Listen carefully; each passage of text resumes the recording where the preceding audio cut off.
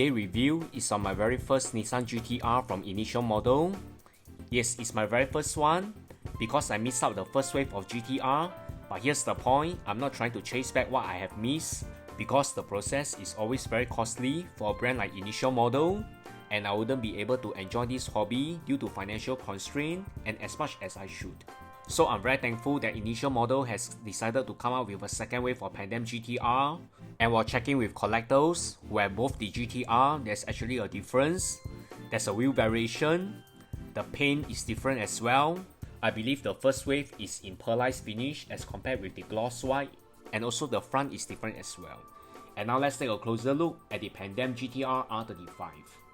Just like all the initial model casting, it comes in a standard presentation sleeve, the same case, the same base, and what's most important is the main ingredient, which is the casting itself.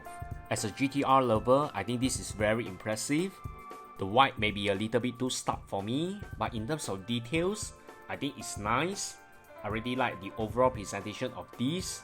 It also comes with a standard metal plate with the generic Nissan GTR, which are able to use for many variations. Likewise for the rear, it's very impressive as expected from initial model. I can see the same level of details and effort that has been invested on the 143 model. Just like the rear, the front is also very impressive and it looks very realistic.